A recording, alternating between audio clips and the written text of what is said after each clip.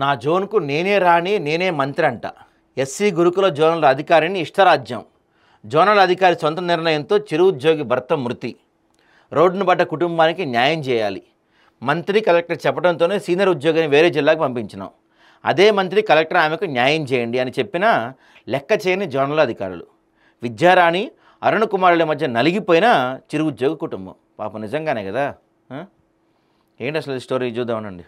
ఉమ్మడి నల్గొండ జిల్లా SC గురుకులాల zonal అధికారి వ్యవహార శైలిపై ప్రస్తుతం జిల్లాలో పెద్ద చర్చనీయాంశంగా మారింది.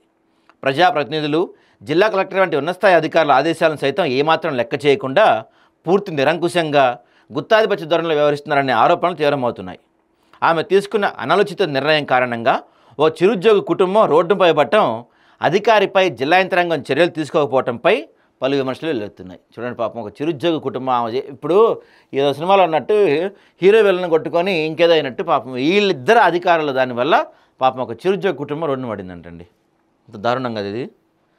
సాధారణంగా ప్రభుత్వ అధికారులకు ప్రజలు, ఉద్యోగులు ఎల్లప్పుడూ అందుబాటులో ఉండాలి. కానీ సదరు జోనల్ అధికారి విషయంలో అది పూర్తిగా విరుద్ధంగా ఉంది. ఆమె ఫోన్లలో వినిపించకపోవటం, కార్యాలయం సైతం సరిగా హాజరు కాకపోవడంతో ఉమ్మడి జిల్లాలోని గురుకుల వ్యవస్థకు, దాని సమస్యలకు అసలు అధికారి ఎవరనే అంశం గందరగోళం నెలకొల్లిందంట.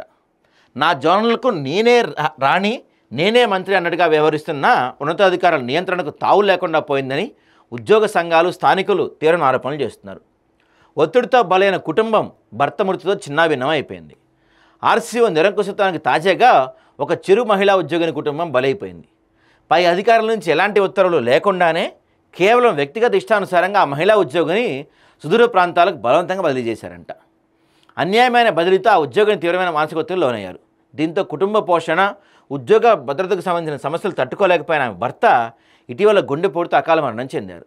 ఆదరణ కోల్పోయి పిల్లలతో రోడ్డున పడిన ఆ మహిళా ఉద్యోగిని దుస్థితిని చూసి స్థానికులు కన్నీరు పరిమవుతున్నారు. ఎంత దారుణం అండి ఇది. మీ పైత్యం వల్ల, మీ చాదస్తం వల్ల చాలా దూరం అతన్ని ట్రాన్స్ఫర్ చేస్తే ఆ జర్నీకి దానికి తట్టుకోలేక ఆయన చనిపోయాడంటే ఇప్పుడు ఆ కుటుంబం, ఆ పిల్లల పరిస్థితి ఏంది? వీళ్ళు బాగానే ఉంటారు, ఇప్పుడు ఆ కుటుంబం పరిస్థితి ఏంటి?